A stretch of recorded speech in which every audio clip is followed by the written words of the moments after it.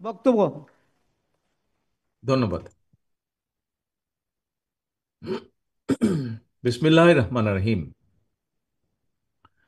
National people's party এনপিপির 18তম প্রতিষ্ঠাবার্ষিকী উপলক্ষে আজকের এই আলোচনা সভার সম্মানিত সভাপতি ডক্টর ফরিদুজ্জামান ফরিদ, উপস্থিত বিভিন্ন শ্রেণী পেশা, জ্ঞানী গুণী বিশিষ্টজন, উপস্থিত জাতীয়তাবাদী সমমনা জোটের নেতৃবৃন্দ, শিক্ষাবিদ, সিভিল সোসাইটির প্রতিনিধিগণ এবং সামনে উপস্থিত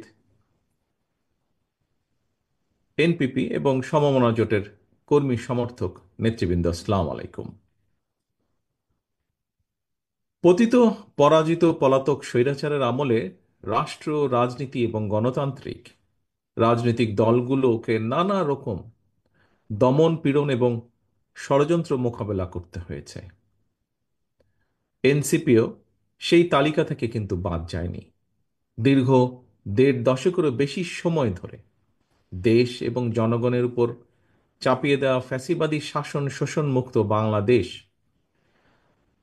আপনারা আজ ফ্যাসিবাদ মুক্ত পরিবেশে দলের প্রতিষ্ঠা বার্ষিকী পালন করছেন।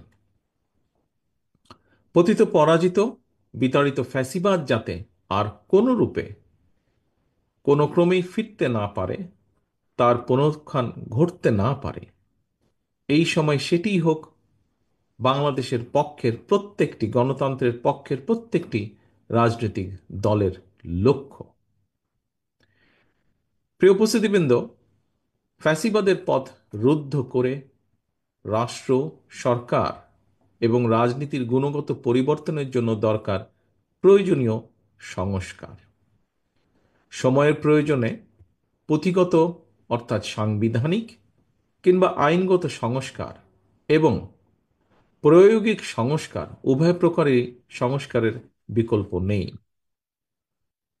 অল্প কিংবা বেশি সংস্কার বলেও কিন্তু কিছু নেই।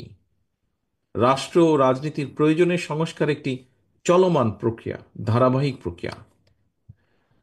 তবে আমার কাছে মনে হয় পুঁথিগত সংস্কারের চেয়েও প্রায়োগিক সংস্কার বরং অনেক বেশি জরুরি।